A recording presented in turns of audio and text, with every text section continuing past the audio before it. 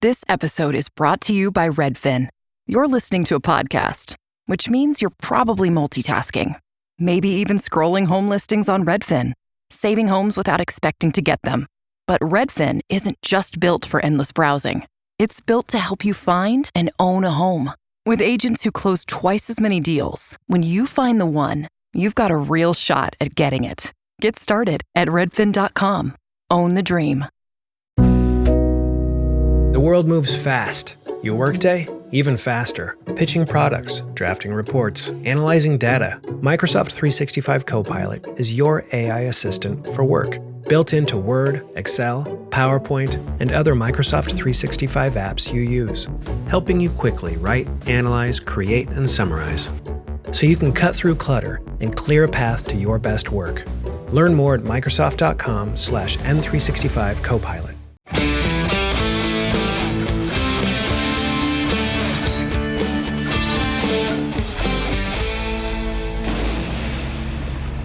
In 2005, two brothers hit the road in search of their father and wound up fighting demons, angels, monsters, and fate itself. Over the next 15 years, Supernatural became more than just a TV show. It became a family with one of the most passionate fan bases in the world. I'm Rob Benedict. I played Chuck Shirley. You might also know me as God. And I'm Richard Speight Jr. I played Loki, the Trickster, and Gabriel. And I also directed more than a few episodes. Now, we spent years making this show, but we never actually sat down to watch every single episode in order until now. And that means that each week, we're watching Supernatural from the beginning, now diving into Season 8, the year of purgatory, prophets, and the pursuit to close the gates of hell. And we'll be joined by cast, writers, directors, and the crew who help bring each episode to life. You'll hear behind-the-scenes stories, our honest reactions, and maybe learn a little about how television gets made along the way. Now, I'm warning you, there are gonna be spoilers. And remember, this is our first time truly watching the series, so if we miss a detail or don't remember what happens 3 seasons from now, well, that's part of the fun. So join us as we keep the engine running, hit the open road, and fall even deeper in love with Supernatural.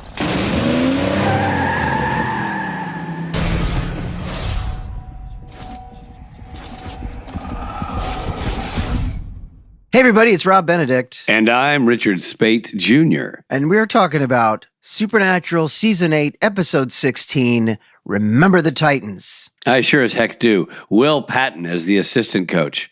Denzel Washington as the head coach. What a movie. You know what I mean? What a movie. What a movie. I love high school football movies, high school sports movies.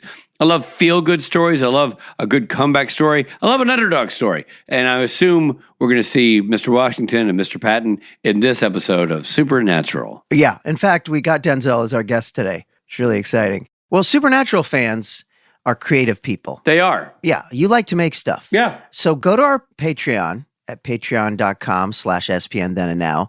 Click on Shop.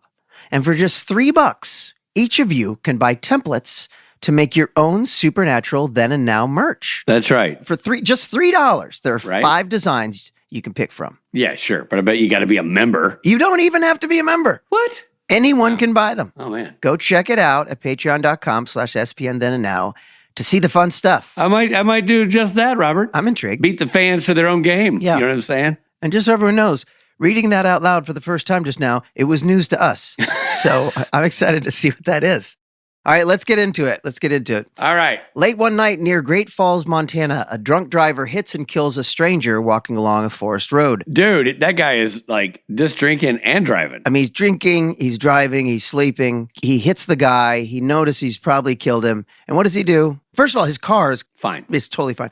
He gets back in the car and he drives away. This guy's not a good guy. Not a good guy. But that's for another day because we never see him again. Right. The next morning, a state trooper discovers the body frozen, a bird feeding on it. But when the officer turns away, the stranger miraculously heals and disappears into the woods. Did you notice that the bird is eating what probably his liver? Yeah. Yeah. Yeah, I did notice that. Yeah. They made reference to that later. Yeah. But I wondered how much of that was all of an effect, right? It had to be. I think he probably had a bird. You think they had a bird? It looked practical to me. It looked like they had a bird doing their thing and they called the bird off camera. And I think it was just a bird. Wow. I thought maybe that was all a digital All right. Agree to disagree. It would have been great to be on set with you for that, and I could have given you the bird without HR being all over my grill piece. Yeah.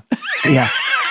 At the Men of Letters bunker, Sam is secretly coughing up blood from the trials while hiding his worsening condition from Dean. Question for you, Rob Benedict. Yeah. Actor on the show Supernatural. You've been in that bunker umpteen times. Yeah. As an actor. Yeah. Maybe even going down to see the guys when you're not shooting yet. You've been in that bunker. You've been in the bunker a lot in the Men of Letters set. Yeah, umpteen. Yeah. Do you remember that sink? What sink? Exactly. I know. He spits out water into the glass. And then dumps it into a sink and then walks to the map table. And I'm like, oh, that's weird. Yeah. When was there a sink on that wall? Yeah, there's no sink over there. Now, I mean, I don't remember it. And maybe they added it for the episode and took it away, or maybe it lived there forever. I just racking my brain going, man, I do not remember a sink. Yeah, I don't think there was a sink. No. In fact, I had a scene in the corner of the room there. There was no sink. But admittedly, I must have blinked. I missed the sink part, or I don't remember. Well, I will say also, our fans who watch the show way closer than we do will remind us that there is a sink, as a matter of fact. Yeah, they would know better. Even though we were there, they'd know better. Mm-hmm. Well, with no word from Kevin or Castiel, because it wasn't in the budget to get them for this episode, the brothers investigate the tabloid report of a zombie in Montana. At the morgue, they find the stranger from the hit and run, now dead from an apparent bear attack. When the body suddenly resurrects again, Sam and Dean restrain him. The man identifies himself as Shane and explains he has inexplicably died and is revived once a day for years, ever since waking up near a mountain in Europe. I know it's a small role, but I thought the sheriff was good. Yeah, the sheriff was good. There's an interesting turn for him to go, it's a zombie. It's clearly a zombie. Yeah, I dug his whole vibe. I thought he played it really well. Yeah. That night, a mysterious woman in black attacks Shane. He fights her off with surprising strength, but the stress causes another fatal heart attack. The next morning, a woman named Haley arrives with her young son, Oliver. Now, were you just, when that mysterious woman in black attacked Shane, were you like, well, just, all right, let her win, Shane. Yeah, just let her, yeah. Yeah, you had me at black leather outfit. Yeah, I knew. Whatever and as I'm watching the episode, I'm like, okay, Rob's into the violent chick in black leather. I really like this sympathetic mom. Oh, yeah, for sure. She's just gorgeous. Yeah, totally. That's the difference between me and you. I know. Well, your young mom, Haley, reveals that she met Shane years ago during an avalanche, and he saved her life. After they slept together, Shane died and resurrected, terrifying her. Whoa, when did we become a rated R podcast? Why we got to get into the physics of it all and the Latin? Slept together. They laid in the woods together. They did adult activities together, privately. An adult conversation. Yeah. So she left because it freaked her out. And then 9 months later, she had Oliver. And now Oliver has begun dying and reviving daily as well. Sam realizes Shane is likely Prometheus, the Greek titan, punished by Zeus for giving fire to humanity. No, I thought that was a cool reveal. I'm like, oh, neat, Prometheus. Yeah. I want to say one other thing. I want to roll back the tape on something. This teaser did something that happened last week too that's unique to season 7. It was another kind of teaser 8 with no big thing that leads to the credit. You know, the single card of the explosion. All right. It was just the sheriff looking and going, huh. And then Supernatural. Yeah. And the week before, it was a guy pulls a bloody shirt. Yeah. Nev Campbell's brother pulls a bloody shirt out of a garbage can and goes, Supernatural. Yeah. It's not a scream. It's not an impact hit. It's not a blood splat. It's interesting. Yeah. I think it's different. It's an interesting, obviously on purpose kind of thing. Yeah. The Prometheus thing, I didn't feel like it was earned enough for some reason. I felt like it is cool. It is cool that it's Prometheus and we haven't gone here yet, but I don't know, there's something about it that was like, we can talk about it later. That he got there too quickly? That Sam figured it out too easily? Yes. His nightly attacker is Artemis, Zeus's daughter, with the black leather outfit. Artemis Benedict. Prometheus's eternal torment. On your dumb notes, did you write Mr. and Mrs. Artemis Benedict? Were you like... Yeah, with a heart. With a heart. Yeah. Prometheus's eternal torment, once chained to a mountain while an eagle devoured his liver, has evolved into this cycle of resurrection. Zeus has extended the curse to Oliver to deepen Prometheus's suffering. Determined to stop it, the Winchesters return to the bunker and research a way to trap Zeus using a sigil, a bone of a worshiper, and a lightning-struck object. Where did they get the bone of a worshiper? Do we know where that little piece came from? I don't know, dude. I don't know. That bump for me, when they list that and they're like, oh, a bone of a worshiper, I'm like, this is going to be an adventure. And that it just kind of manifested itself. What was it they researched and then they went to the... Or did I miss it? Yeah, they dug it up from the grave. How do they know the guy worshipped Zeus? They did some research and there was something about this cemetery that was... I missed that. They were sure that was going to be it. And what about the lightning-struck object? They made some comment like, we can find that. It's a tree. We just find a tree been struck by. Okay. And then also they said there was a Wang joke in there that I didn't understand. Where he's like, dude, I kid you not. She goes, Dean says, yeah, Docomopolis was a nemesis of Zeus and fought him, and this is how he did it. And that's where they're like, and Docomopolis is actually a slang word for, and Sam's like, I got it. And then later, a very engaging dragon penis young mom says, hey, by the way, so you're saying that we have to go with the guy who follow the lead of a guy whose name is a genital thing? And he's like, yeah, I guess so. And he's like, loosely translated. But I never knew what it was. Like, they never say exactly what it's, I assume it's Wang. I mean... Dragon penis. I've heard of dragon ass. I've never heard of dragon penis. Okay. After gathering the components, they set a trap in an abandoned warehouse and summon Zeus, who appears as a suited, bearded man. Zeus offers to lift Oliver's curse if they release him, but they refuse. I thought the guy who played Zeus did a nice job, but I was also kind of hoping it would be like a Dan Haggerty guy with the huge hair, like a Liam Neeson and like whatever that movie was. Yeah. Revenge of the Titans or whatever. Yeah. Big hair, big beard, flowing robes, staff, you know. Well, Haley panics, breaks the trap, freeing Zeus. Yeah, thanks a lot, Haley. Yeah, a real bummer move there. He stuns Sam and Dean with lightning while Artemis restrains them. Poor Sam and Dean are always getting thrown backwards. Onto concrete. Like out the door and into another room. Yeah. As Zeus tortures Prometheus and prepares to kill Oliver, Sam confronts Artemis, deducing she once loved Prometheus and freed him from his original punishment. Artemis hesitates when Zeus blames Prometheus for the gods' diminished influence over humanity. I was trying to figure this out real quick. So was Sam deducing that she loved Prometheus before he was sentenced to this? Yes. To die every year? Yeah, I think so. So she didn't have a thing for him while he was dying every year? No, I think she was into him before all this happened. Well, she's really held on to a crush. Yeah, for all of humanity. But, you know, they're gods. It's godlike stuff. I know, but let go, move on. You know what I mean? There's plenty of Rob Benedicts in the sea. I guess so. When Zeus blames Prometheus for the gods' diminished influence over humanity, Artemis turns against her father and fires an arrow. Zeus pulls Prometheus into its path.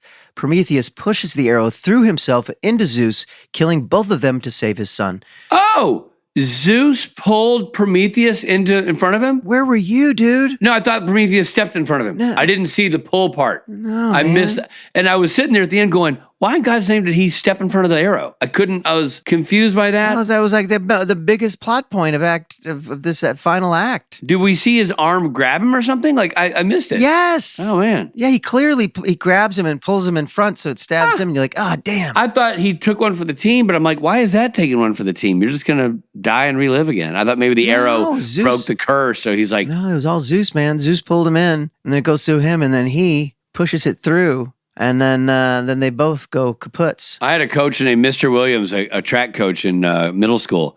He was a very athletic man, track coach, middle school football coach. He had a son named Zeus. Good to know. That's interesting trivia, Robert. Well, it is. It's interesting trivia. Maybe save it for fun facts. Artemis solemnly removes the arrow and disappears with Zeus's body.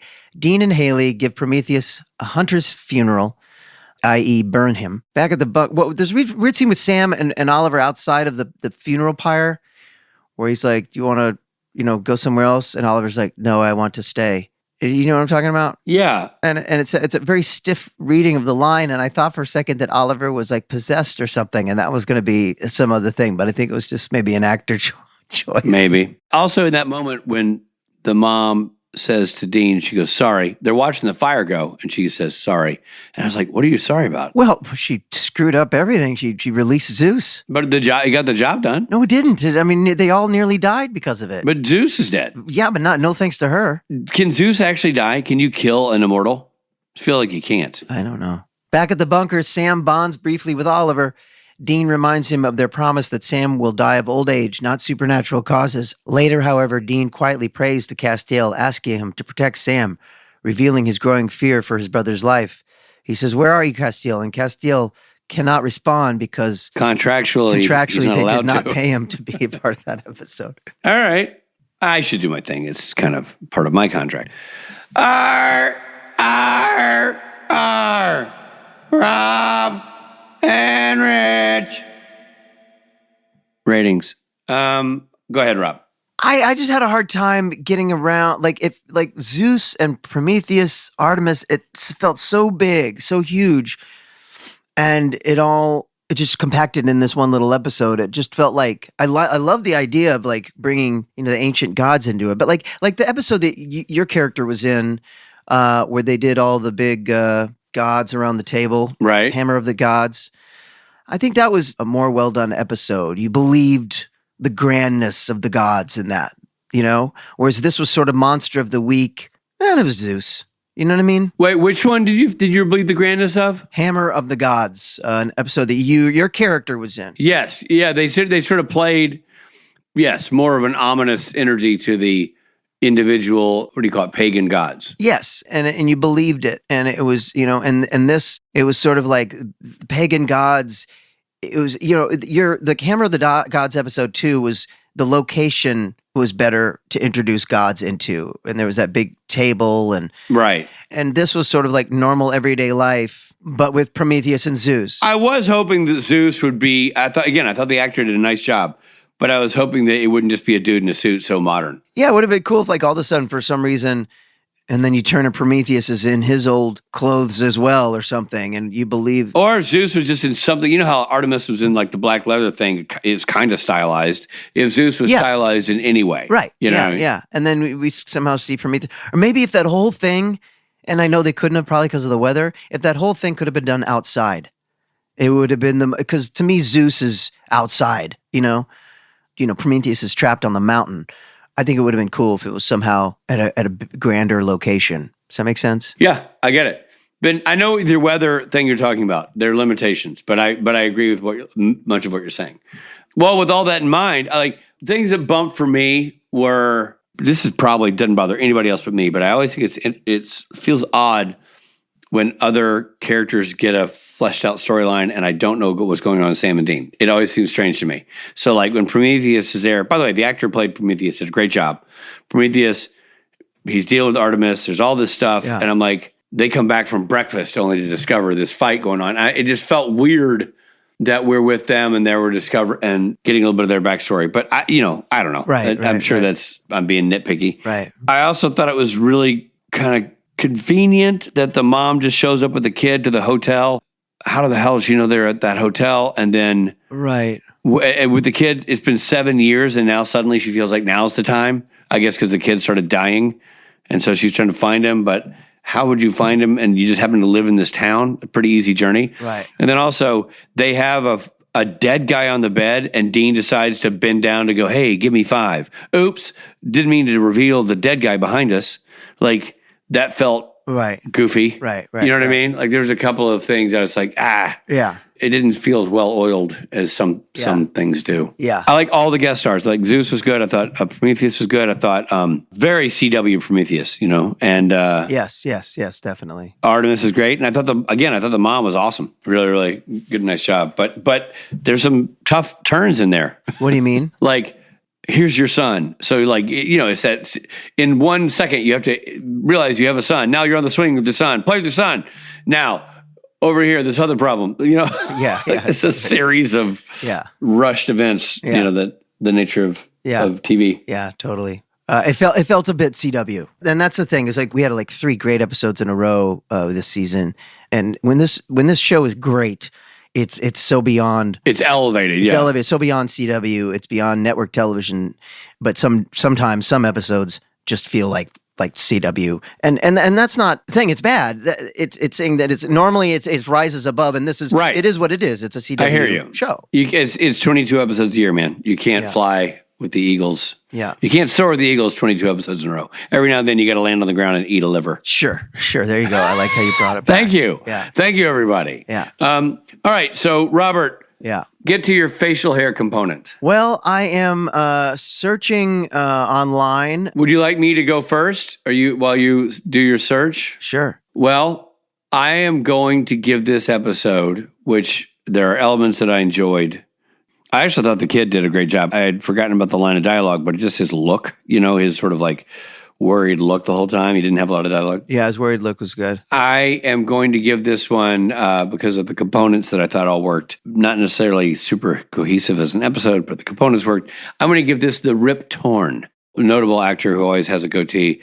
And he also provided the voice of Zeus in Disney's 1997 animated film, Hercules. Oh my goodness, look what you did there. So I'm going with the Rip Torn. Wow. As he voiced Zeus for Hercules. Wow.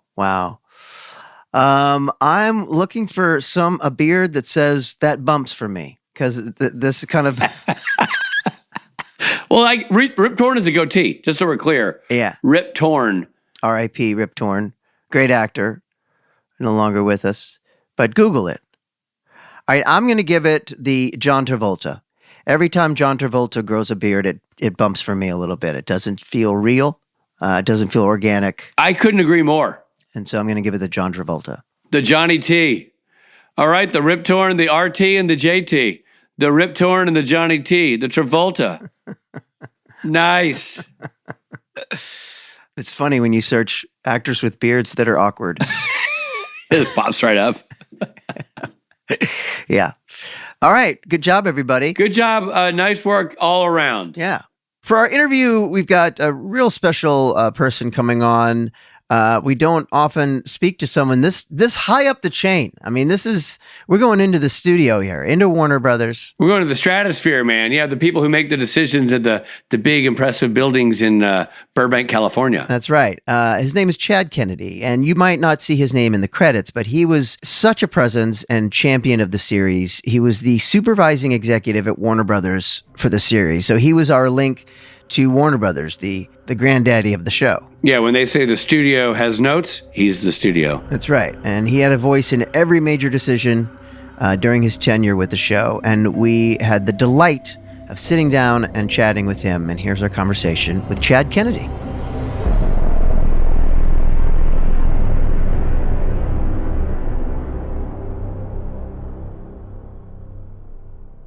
Chad, we're diving right in. And so I'm going to be the guy to say, thank you for doing this, man. It's awesome having you. It's my pleasure. It's my pleasure. I'm flattered you invited me. Oh my gosh. I mean, you can't tell the story of Supernatural without having Chad Kennedy be a part of it, man. I mean, like, what a journey it has been. And just backstory, Rob and I really are. I mean, I know you and I know each other well. I'm sure you and Rob have a relationship, but Rob and I's relationship with the show itself is weird because you would think we had seen them all, but we have not. So it's been an interesting journey watching the whole show in order from its debut. Wait, just to be clear, does that mean that you haven't watched all the episodes beyond the one we're talking about today? Correct.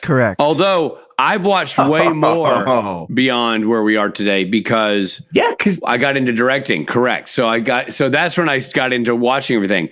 But when think about it in the old days, when Rob and I were quote unquote written off the show and after season 5, we didn't have a horse in the race per se, and there was no streaming. You couldn't just go pop it on. Especially season 6 through 9, we really don't know. I don't know. Yeah. And then when I came back in it, of course, I watched those episodes. I remember Rob walking on set and going, "All right, who am I smiting?" Just point to this my tea.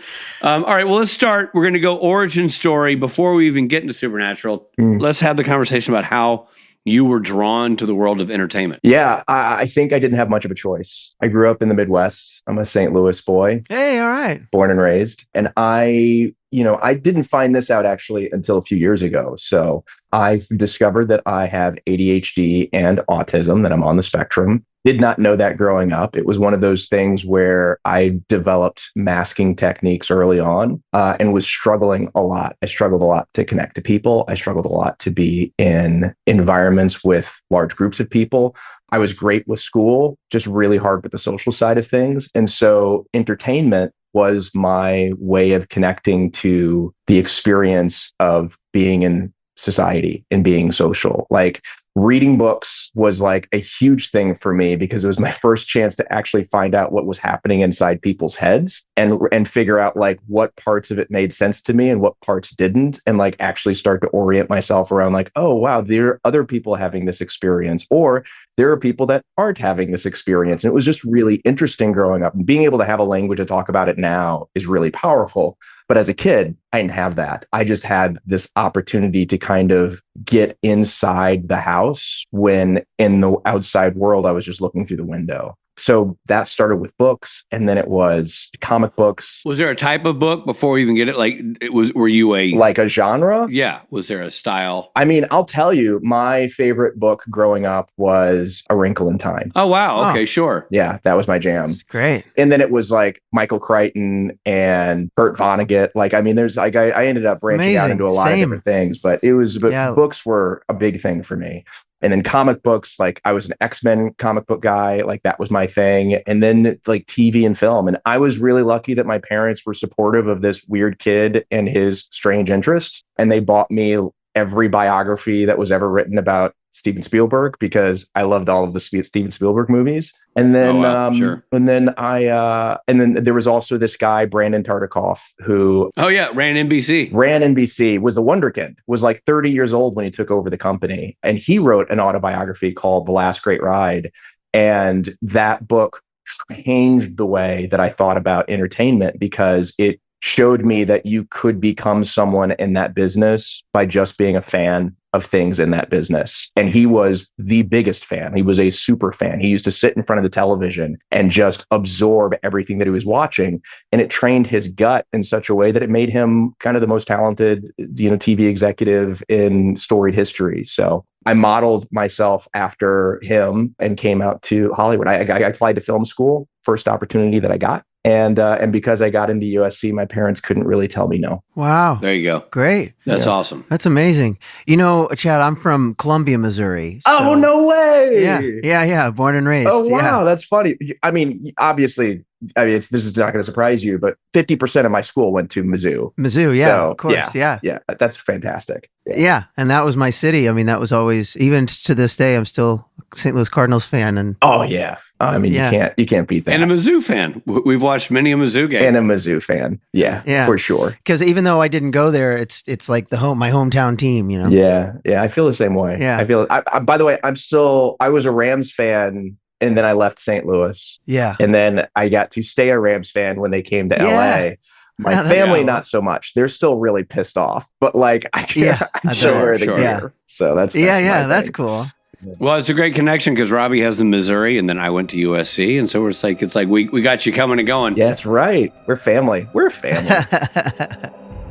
Just hold that thought. We're coming right back.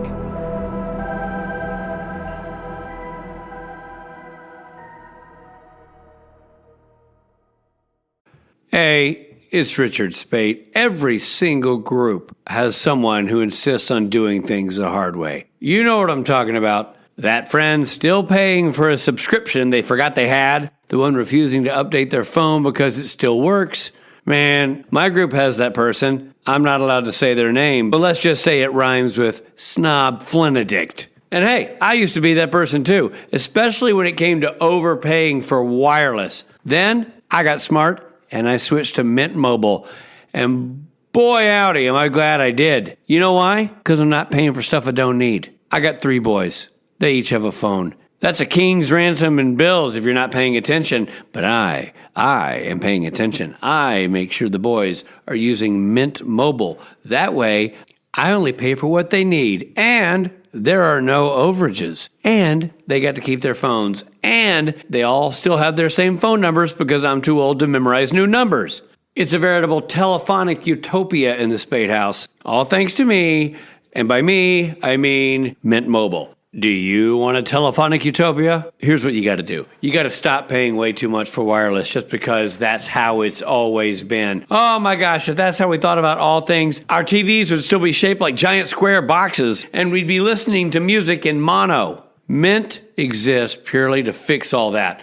Same coverage, same speed, just without the inflated price tag. The premium wireless you expect, unlimited talk, text, and data, but at a fraction of what others charge. And for a limited time, you get 50% off the 3, 6, or 12-month plans of unlimited premium wireless. I said 50% off.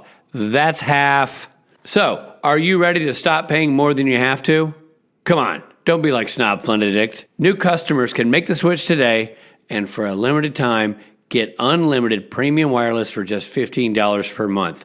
Switch now at mintmobile.com/SPNTAN. That's mintmobile.com/SPNTAN. Upfront payment of $45 for 3 months, $90 for 6 months, or $180 for 12 months plan required. $15 a month equivalent. Taxes and fees extra. Initial plan term only. Over 50 gigabytes may slow when network is busy. Capable device required. Availability, speed, and coverage varies. Additional terms apply. See mintmobile.com. Hey everybody, it's Rob. You know, a well-built wardrobe is about pieces that work together and hold up over time. That's what Quince does best. Premium materials, thoughtful design, and everyday staples that feel easy to wear and easy to rely on, even as the weather shifts. And boy, is it shifting. This is when my Quince sweater comes in handy. And I got to say, too, I'm really enjoying my Quince bag because you still got to go outside and do your things. And this thing is tough. It'll last through winter. It'll last through spring. It'll last through summer and get you into fall. Quince has the everyday essentials that I love with quality that lasts. Organic cotton sweaters, polos for every occasion, lighter jackets, too, that help keep you warm as the season changes from super cold, as it is right now, to not as cold. The list goes on. Quince has it. And the thing that I love, Quince works directly with top factories and cuts out the middlemen. So you're not paying for a brand markup, just quality clothing. Everything is built to hold up to daily wear and still look good season after season. And again, not just clothing. I'm talking accessories too. Now, even though in Los Angeles it doesn't get cold like it does on the East Coast right now, it still gets cold. And we do a lot of traveling. We're headed to the East Coast this weekend. So I picked up a puffer jacket, and it's kind of a lightweight puffer jacket. That's all you need to get me through. And the puffer jacket from Quince is great. It's excellent. It's amazing. You're going, I can't believe this puffer jacket is affordable and well-made. Sometimes you get affordable, but not well-made. You get well-made, but not affordable. This is both. So, hey, refresh your wardrobe with Quince. Go to quince.com/STN for free shipping on your order and 365-day returns. Now available in Canada, too. That's QUINC.com/STN. Free shipping and 365-day returns. Quince.com/STN.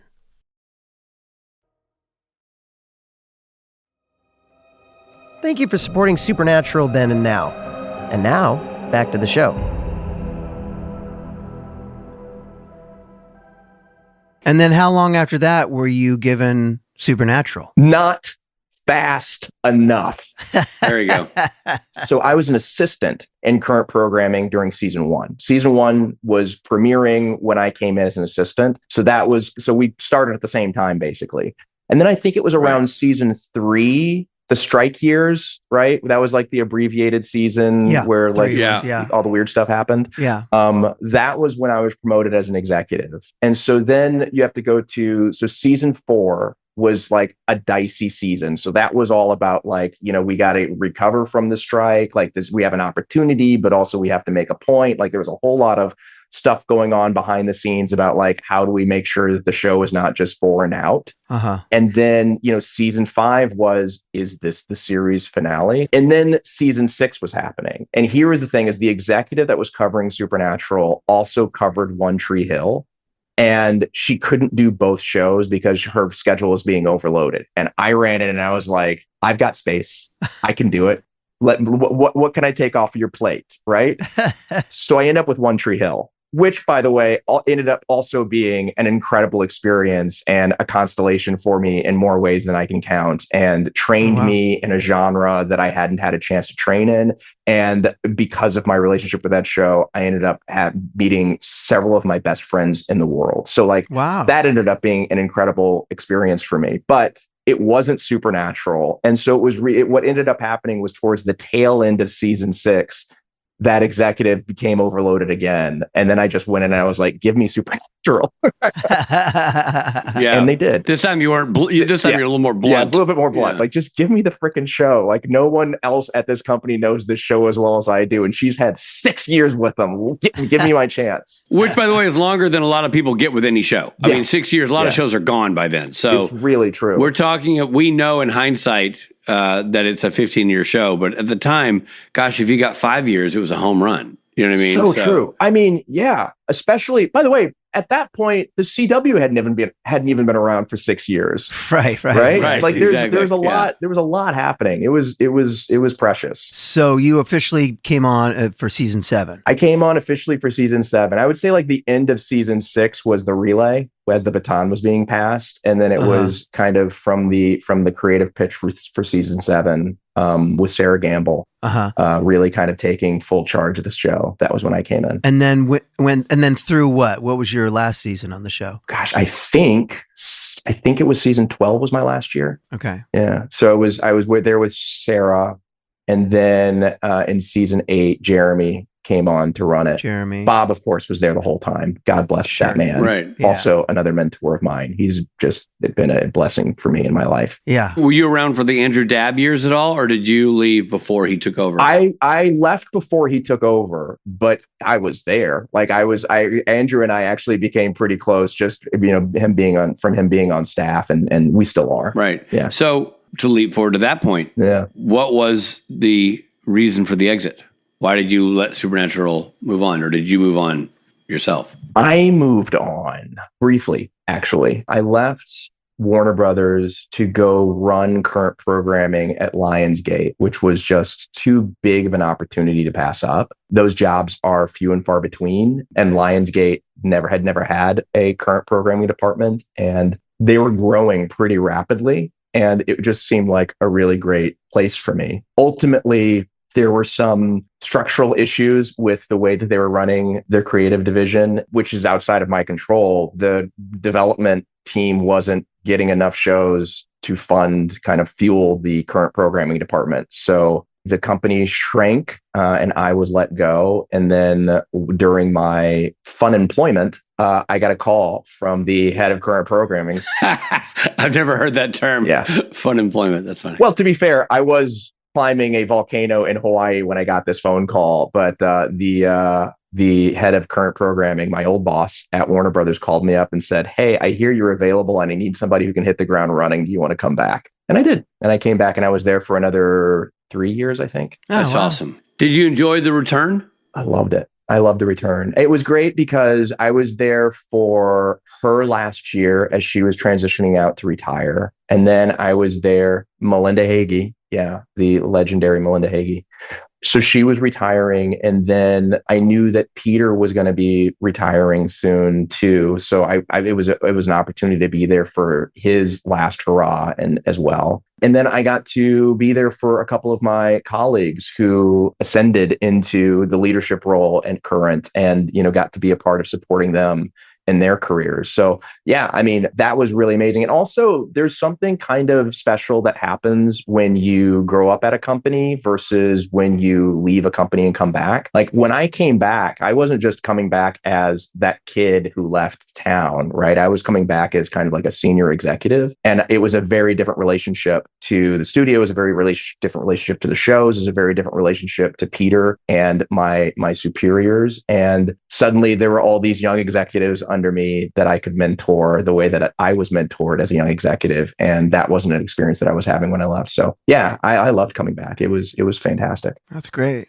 And so can you walk us through exactly what the supervising executive for a show like Supernatural, what your job is, what you're overseeing? I would say, like, traditionally speaking, that position is like a quality control person. I think that's probably the least sexy version of describing that job. I think the more sexy version is I'm your first audience, at least from a creative standpoint. So, the story documents or the story pitches that come around, it's okay, how can I reflect back to you what I, as your audience, is experiencing in this moment? And is what I'm experiencing your intention, or are you looking for something else? And if you're looking for something else, how can I help guide you into that direction based on, my expertise as your audience? And then you get to outline, and it's about figuring out the structure. You get to script, and it's about, figuring out like the blueprint. You get to the cut, and it's about figuring out like, has this landed the plane the way that we need it to? I was also, as Rich implied earlier, I was hiring directors. So championing those people and being able to say like, this is someone that you never hired as a director before, but I think that they would be really great for the show. Here's the experience that they have. Here's what came up in my meeting. I think you should sit down with them. Or in Rich's case, I got a call from his agent saying like, hey, you should sit down with Richard Spade. He's on your show. And I was like, all right, whatever. And he sent me this short film that Richard directed. And I went, this is really good. And that made it really easy. Like, I was like, yeah, I want to champion people who are doing great work, especially if they're out there doing it on their own just to prove how badly they want to do this. Like, come on. Like, I love that. So that, that and staffing, helping to hire writers is also part of it. But then the other side of it is the politics, Warner Brothers, the network, like these are big monsters of companies, like they're corporations, right? That need to be navigated. Right. And you're not going, I want that director, that director. You're also going like, we need some female directors. We need this kind of director. We need, right. You have to satisfy all those things as well, right? Yeah. I mean, sometimes it was about satisfying a quota. Sometimes it was about like, hey, we need to get some new energy in here. We're getting a lot of the same stuff over and over again. We're getting a lot of the same. I see. Trying to keep it from getting stale. I mean, the show was on the air, 15 years? Yeah. Can you imagine if it was the same directors, the same writers? Like it would not have been able to maintain that sense of still being alive, I think, if that had been the case. Right. So let me ask you this, on the list of things where you have a voice, an important voice, where does that fall for casting? Oh, I was never the tip of the spear, right? So we have our own casting departments, then there are, of course, the casting directors who are doing a lot of the, the casting themselves for the shows. Where I would come in is for anyone that was like coming in that was going to be like a new series regular or a major recurring role. It would be a kind of a group effort. Like everyone would be weighing in on like, where are we going with this? What is the intention? How many episodes are we talking about here? Like that was, current programming, business affairs, production, casting. We're all having these conversations to figure out, what we're going to support, as is, our network partners. But for episodic casting, usually what would happen is I would get a list of all of the people that were cast for the episode. I would watch their audition for each of those, and I would just like basically sign off. And very rarely would I ever push back, in that case. And usually I would push back because it would be like, hey, you guys, have you considered what's going to happen in the next episode and how this particular casting might affect that? Otherwise, we had incredibly talented people involved, and there was very little reason to push back. When you were if you're adding a series regular, which Supernatural didn't do a lot of, but they did occasionally, or a major arc character, your vote counts in that conversation, I would imagine. I mean, obviously you're deferring to as you say, the people who of course have that on their title, but story so well, right? And you're part of that fabric. I'm kind of going back to the old days, Rob. I'm wondering like if it were a room and everybody and people are auditioning in real, go with me in a journey back to when people auditioned to people. Yeah. When you're going to studio and network, are you in that room? Yeah. Yes. Yeah, I would assume. That's cool. That's got to be interesting because you have a hand in everything. The question I'm going to ask you, I think is obvious, but I want to ask it anyway, especially for anyone who's listening who is sort of trying to unpack the complexity of what you do. How beneficial do you think your love of reading was to your experience in television? Crucial. For multiple reasons. I think that the fact that I loved reading and had a high level of reading comprehension and a lot of experience with story and narrative and structure just intuitively. Like before I get into my like USC education and, sitting in rooms with some of the best producers and executives in the business and hearing how they talk about story, like before we even get to that, there's just sort of like this instinct, this place that sits in you. That's kind of like when you're speaking English and someone says something to you that you know what they're saying, but it just doesn't sound right. Like it just doesn't hit the ear right. Like that's kind of how you like this. That I kind of have that when it comes to story. Like this doesn't quite feel right. It seemed to me like you have the Malcolm Gladwell 10,000 hours of you have absorbed story from so many different genres as growing up. That becomes a second language to you. Absolutely. And now you're applying it professionally. The other side to it, though, also is this job requires a lot of reading, like a lot of reading. And by the way, quick reading. Right. Yeah. My average Tuesday, Wednesday, Thursday night was I would get a call at 4:00 in the afternoon saying, hey, you're going to get 2 stories, 2 outlines, a script, a rough cut. And then tomorrow morning, we think we're probably going to have another script ready for you. When do you think you can turn that around? And in current programming, like it's all about the schedule. Like you got to move quickly because we're in production. Right. So if I drag my feet to weigh in on a script, you might shoot the scene before I have a chance to read it. Right. Like, so I had to be able to read quickly at a high volume. And the fact that I loved reading and kind of had trained myself to do that early on made that possible. Right. And so when somebody's saying, hey, we got notes from the studio, that's you. You're the studio. I'm the studio. Yeah. Yeah, that's awesome.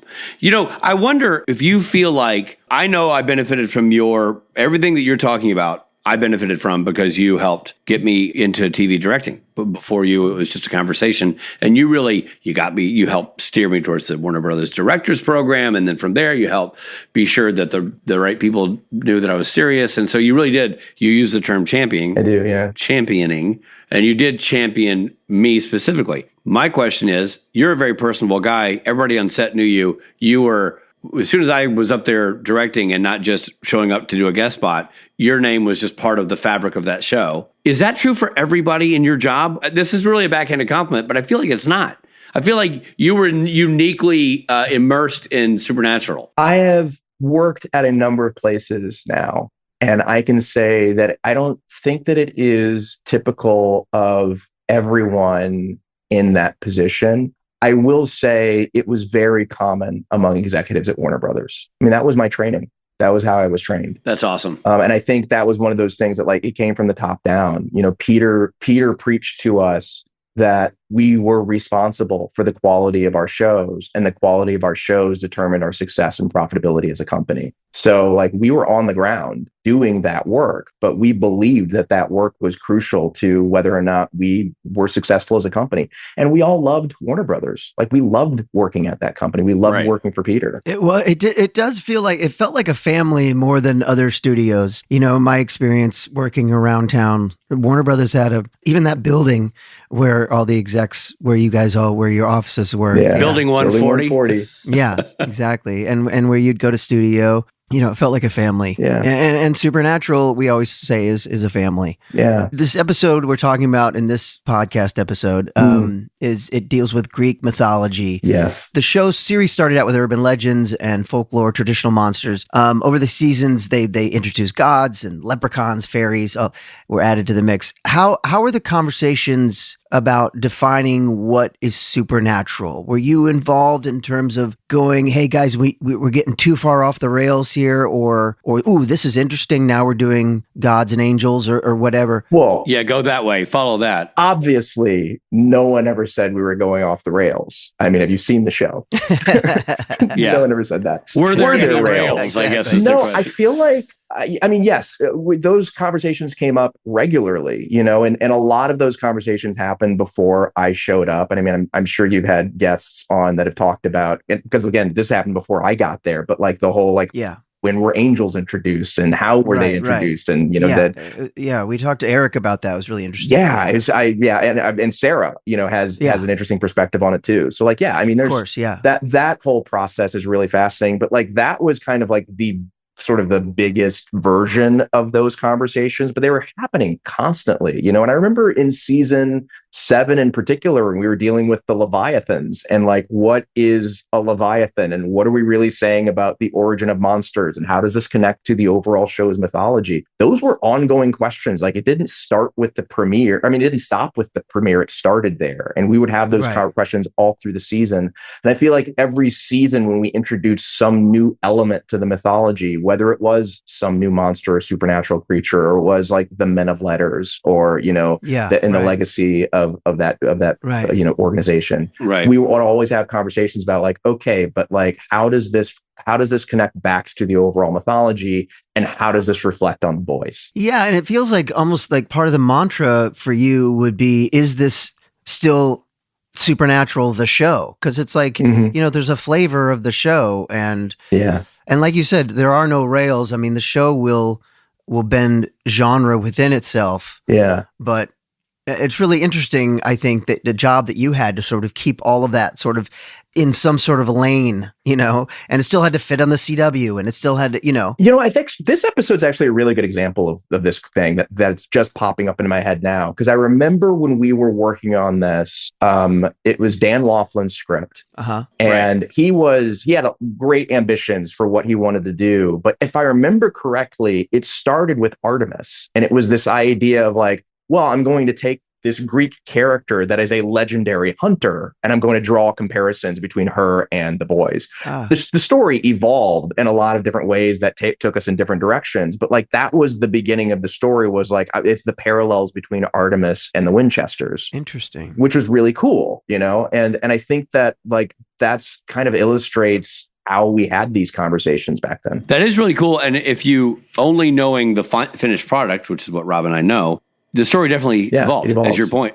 I mean, it became a Prometheus-centric story, and Artemis became not the focal point of that story. You know what I mean? That's interesting. On the heels of Rob's question, I'm curious, and it's more a broad question that's not about this script specifically, but in your role, did you ever find yourself, and I know that Supernatural has great writers, always has, great showrunners, always has, but you're churning out 23 episodes a year. That's a lot of product. That's a lot of excellence to strive towards.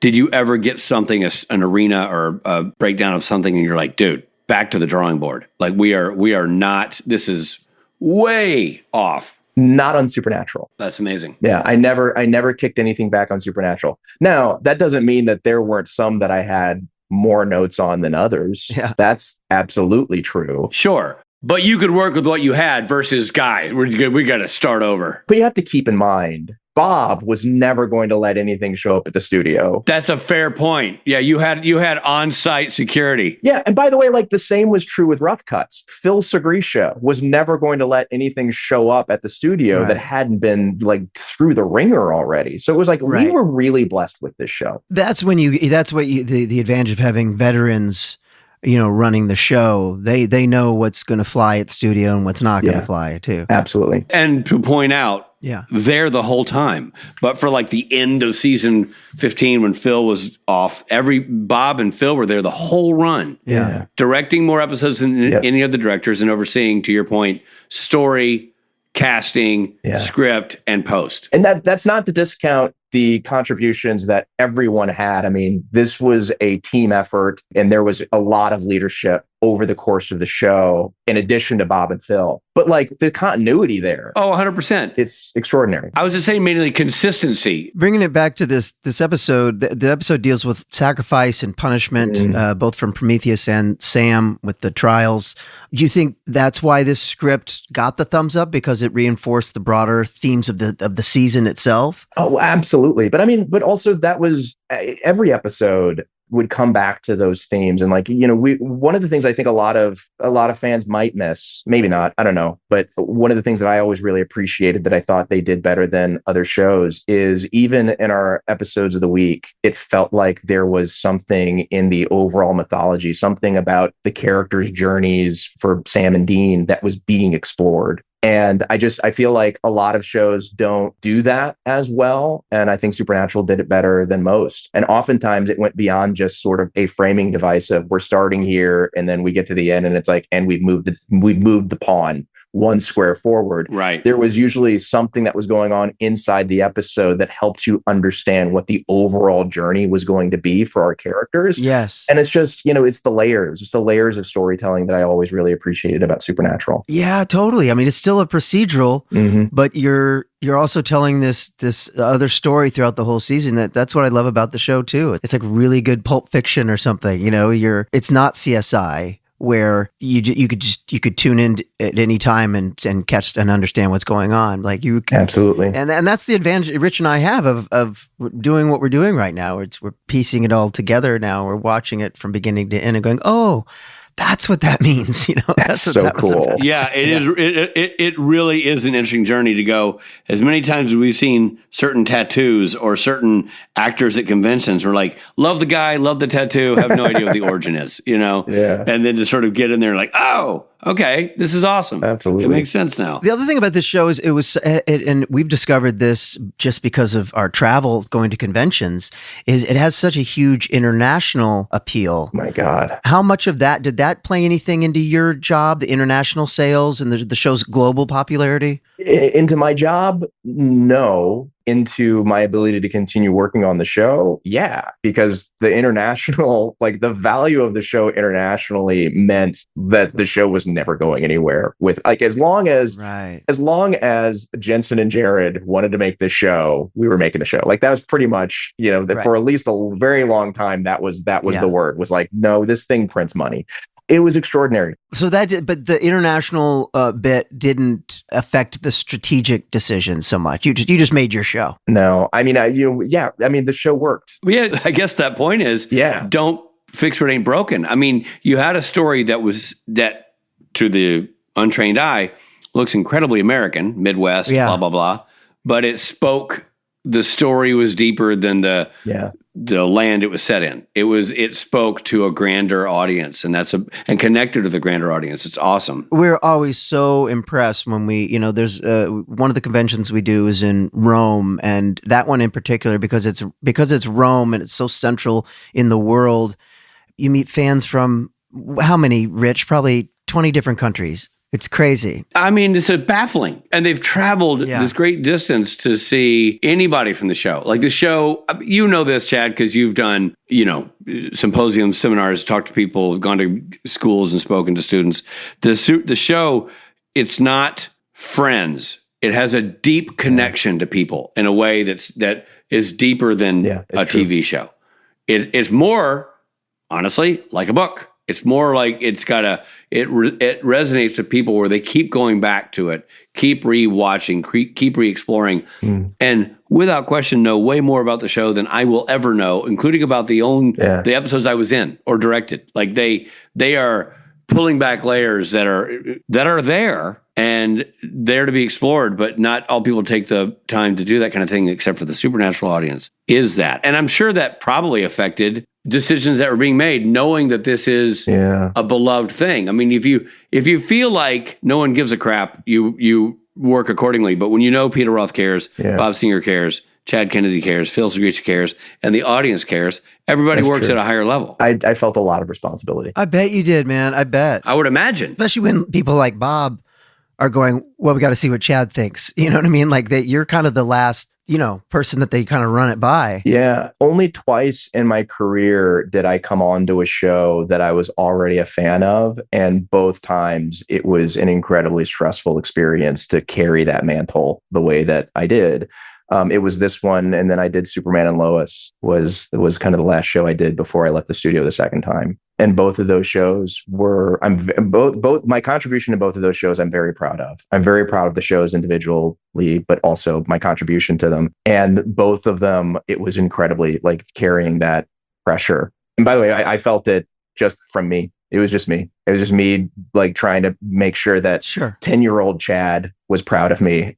Yeah. Yeah. It's a burden because you care, because you do it. That's why you're good at your job. Man, I know you personally as a friend and as a professional, and they don't get any better than you, man. You're the best. Thanks, Rich. I appreciate it. Incredibly talented guy. And thank you for your work on Supernatural. Other shows too, but we're biased here. No, thanks. It's a pleasure. It was a formative time in my life. And it meant a lot to me. So I was happy to be able to come back here and talk about it again. Well, you're a real hero in terms of this show, and we appreciate all the work that you've done, and it's a delight to be able to talk to you. Thanks, Rob. Appreciate it. Yeah, absolutely. Two Missouri boys just bonding over television. Hey, it happened. We got it here first, folks. Chad, thanks, man. And you'll have to come back and chat with us some more as we continue down this road. And happy to give us more perspective. But thank you so much for doing this. Thanks, Chad.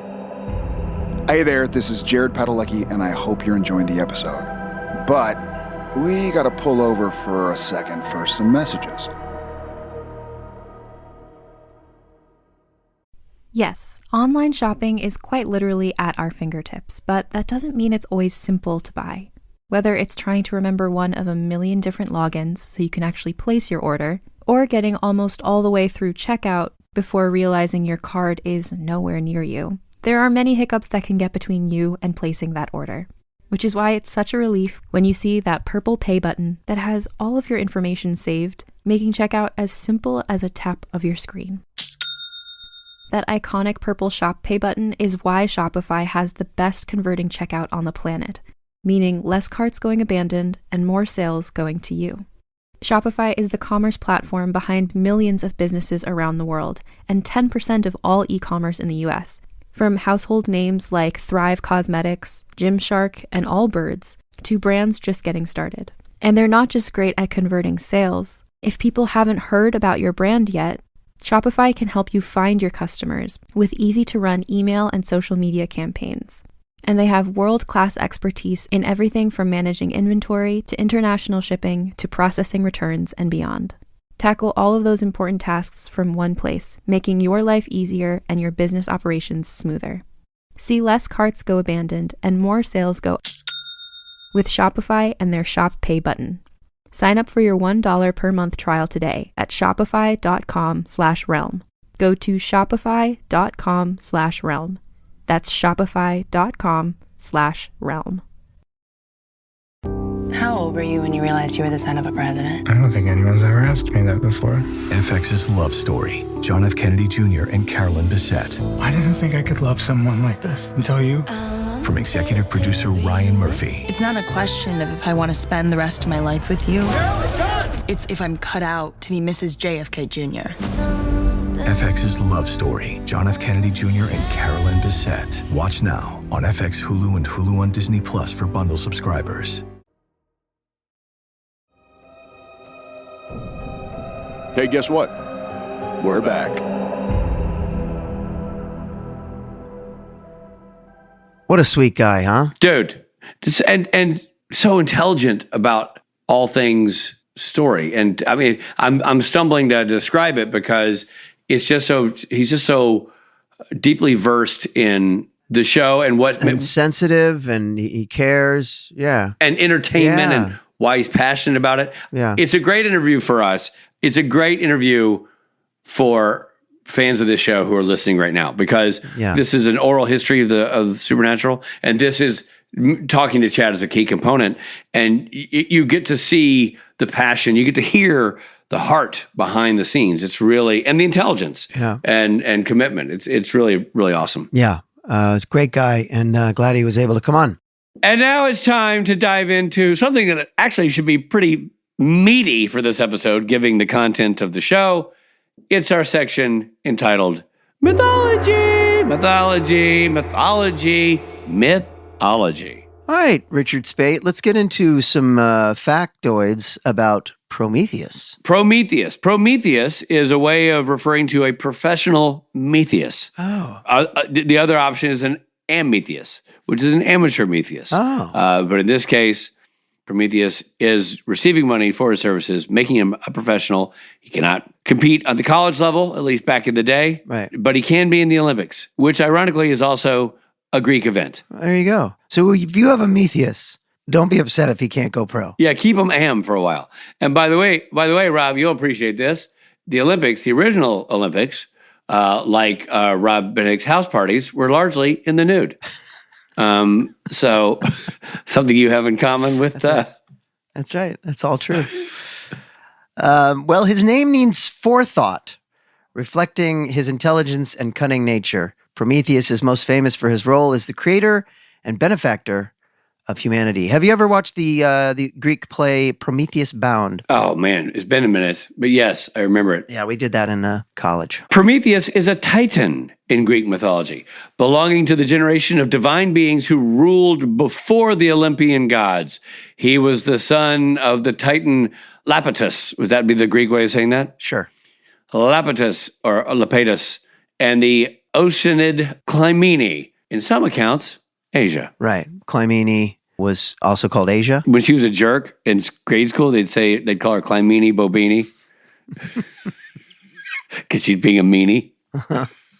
Unlike many of his Titan kin, Prometheus sided with the Olympians during the Titanomachy, the great war between the Titans and the gods led by Zeus. Which was also, much like Rob's housewarming parties, completely done in the nude. Wait, so my house parties are actually housewarming parties? Well, no, they're different parties. They're not like the house parties. Some are parties at the house at night where things get, sinister. Other times are just, hey, come on, we got a new home. Right. We're gonna have some finger food and we'll be nude. Right. But we'll show you the landscaping. Right. Always nude. Prometheus is best known for stealing fire from the gods of Zeus and giving it to humanity, symbolizing knowledge, technology, and civilization. Thanks for the AI, Prometheus. Get bent. Unlike many Titans, Prometheus favored humans, shaping them from clay in some versions of the myth and advocating for their survival against divine wrath. Yeah, I'm advocating for that too. As punishment for defying Zeus, Prometheus was chained to a rock where Donovan McNabb, exactly, a Philadelphia Eagle, devoured his liver daily. I'm kidding, it's the bird eagle. Devoured his liver daily, only for it to regenerate each night, creating an endless cycle of torment. And Prometheus, while bound to this rock, was garbed very similarly to guests at Rob's birthday party. He was nude. Hercules ultimately freed Prometheus during one of his legendary quests. Prometheus had become a lasting symbol of defiance against tyranny and of the pursuit of knowledge, inspiring works like Frankenstein, subtitled The Modern Prometheus. There you go. I did not know that about the Frankenstein part. I did know that. And also there's a movie, did you ever watch the Alien spin-off movie called Prometheus? I did. With your buddy. With Michael Fassbender. With your buddy Mike. Do you like goat cheese, man? It's effing great. Sounds like him and Sebastian are very similar. They are. They have very similar... Didn't Sebastian learn a lot of his English in Scotland, or am I wrong about that? I feel like there's something Scottish in his background. Yeah. His mom might be Scottish or something. Yeah. Fassbender's Irish. I'm not sure how that pertains, but somehow their voices do have a similar tenor. Yeah. But that's a fact, not necessarily fun. Yeah. This next segment, however, is filled with fun facts, fun facts, fun facts, fun facts. Well, the title, Remember the Titans, is a reference to the year 2000 football movie of the same name starring Denzel Washington, Will Patton, and a young Ryan Gosling. I did not know that Remember the Titans. I thought the football movie took the name Remember the Titans from something else. I didn't know that Remember the Titans was specifically from that football movie. Interesting. Here's a question. Does that movie, that movie is about a high school football team, I think, right? Right. The 1971 Williams High School football team in Alexandria, Virginia. I didn't know that. Yeah, a lot of racial tension on display in that movie, too. Great movie. Great movie. You know what we're doing right now? What? Remembering the Titans. You know what I'm going to do? We are going to remember it. I'm going to do this next point in my Will Patton voice. When the state troopers radio in to report finding the body, he uses the call name 7 Mary 4. On the 1977 TV series, Chips, 7 Mary 4 was the ID for the officer Frank Poncherello. I believe that was played by Eric Estrada. And scene. That's a great fact, by the way. Yeah, it is. And then 7 Mary 3 is the name of a rock band. Oh, that's funny. It must be the same homage. Yeah. Okay, Robert. Who played Frank Poncherello's partner? It was not Eric Estrada. That guy was, I don't remember. Larry Wilcox. There you go. And who was the attractive blonde lady? I have no idea. Randy Oakes. Randy Oakes. That's the woman's name? Yes. All right, well, when the state trooper first finds Shane dead, a raptor is eating at his side, likely his liver. That's funny. I think of a raptor being a dinosaur, but I guess it's the bird. Me too. I guess so. This is consistent with the Greek myth where Zeus sent an eagle to eat Prometheus's liver every day. It would then grow back just to happen again the next day. Yeah, I got that. I got that but it's nice to sort of list it out here as a fun fact. If they had done this correctly, they would have used the next fun fact here is the fake names that Sam and Dean used in the episode were Bonham and Jones, which are referencing John Bonham and John Paul Jones from Led Zeppelin. Yeah. What would better names to use have been, Rob? Better than Bonham and Jones? Yeah. I mean, what's wrong with Bonham and Jones, the rhythm section of Led Zeppelin? Yes, but I would have gone with Plant and Boone and Yost. Boone and Yost. Coach Herman Boone and Coach Bill Yost, the coaches of the Titans team from 1971, portrayed by Denzel Washington and Will Patton in the feature film. I had no idea you were such a fan of this movie. Boone and Yost, great movie. I don't think I saw it. Great movie. I don't think I ever saw it. Oh, what? Yeah. Hey, you got to get those boys on the field, Coach. We got a game to win. Robbie, come on, man. Okay. Right. And you've seen Remember the Titans? Yeah. 26 years ago, Rob. Dracopolis loosely translates to dragon penis. In Greece, it is a common last name that means the dragon's son or Dracos' son, but we all know it really means dragon penis. Now, guys, when I was watching the episode, does he say dragon penis? Nope, he never says it. That's why I was confused. Well, check this out, because I watch it with the subtitles on, and I swear it said dragon penis in the subtitles. It's funny because also whenever Rob is feeling sluggish, he'll show up to the green room and go, "Sorry guys, I'm dragon penis," which usually people say dragon ass, and that's what I'm saying. So, okay, no, that's not no, but also I'm going to start to call you Dragopolis. Because that's why when we were doing the summary, I was like, dragon penis, because I swear that's what it was, but it said it. Never mind. I watched the episode and all I could think was dragon penis. Well, here we go. That is what it is. By the way, now you know an hors d'oeuvre to serve at your next all-nude gathering. Ooh. It's dragon penis. Yeah. Note to self. All right. Well, look, did we think there were holes in the show? Possibly. Did Rob talk about dragon penis a lot? Definitely. Did we have a great time doing the podcast? For sure. Most definitely. Great stuff. Great interview. Great times. Great times. Remember the Titans is a great feature film. Go watch it. And remember the Titans. I'm thinking about them right now. We'll see you next time. Bye.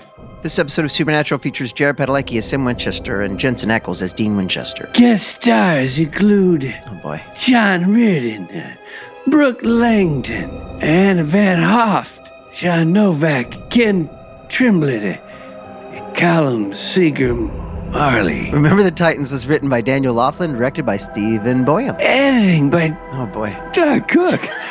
Music by Jay Greska. The stunt rigger was Kurt Bond. Executive produced by Robert Singer and Jeremy Carver. Supernatural was created by Eric Kripke. This episode originally aired on February 27th, 2013. And now our podcast credits. This episode of Supernatural Then and Now was hosted and executive produced by Richard Speight Jr. and Rob Benedict. Produced by Stephen Hine. Written by Stephen Hine and Heda Holscher. And edited and associate produced by Trey Booty. What's up, Booty? Music provided by Tim Wynn. This episode was recorded with the help of Sonic Fuel Studios. This podcast is from Story Mill Media. Follow the podcast on Instagram and YouTube at SPN Then and Now. Become a member of the podcast to get early access, chat rooms with other podcast fans, and video interviews at patreon.com/SPN Then and Now.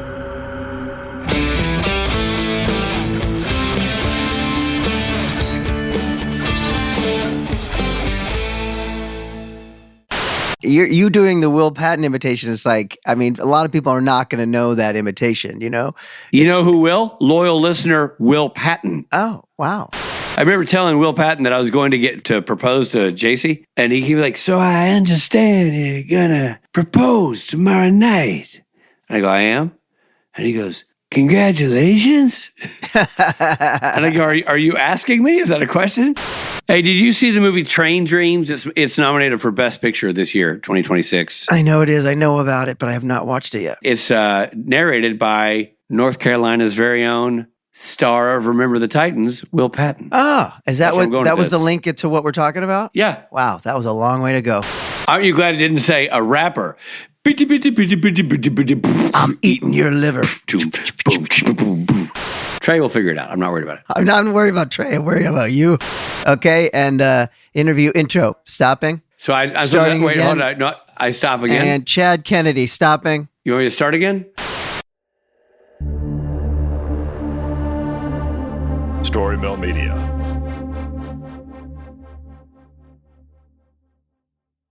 For 8 years, we've been asking the same question over and over again. How did this happen? My name's Mandy. And I'm Melissa, and we're the hosts of Moms and Mysteries, the true crime podcast with over 55 million downloads. We're two Florida moms who are obsessed with mysteries. Each week, we do deep dives into fascinating true crime stories. We cover everything from infamous cases like Casey Anthony to the bizarre and complex crimes right here in our home state, like the shocking murder of FSU professor Dan Markell. We bring you the facts, but with warmth and wit you'd only get from two friends who have been hooked on mysteries since childhood. Join us for new episodes of Moms and Mysteries every Tuesday and Thursday. Listen to Moms and Mysteries on Apple Podcasts, Spotify, or wherever you get your podcast. Hi, I'm Brian Lucci, a former Chicago cop. Now I'm a producer on Chicago PD, and I'd like to introduce you to the official One Chicago podcast, the first ever behind-the-scenes look at the iconic TV shows. We're talking Chicago Fire, Chicago PD, and Chicago Med. Join me each week for an exclusive conversation with the writers, the crew members, and the stars. Voight's doing the right thing for Voight. Check out the One Chicago podcast from Wolf Entertainment and USG Audio. Available now, wherever you get your podcasts.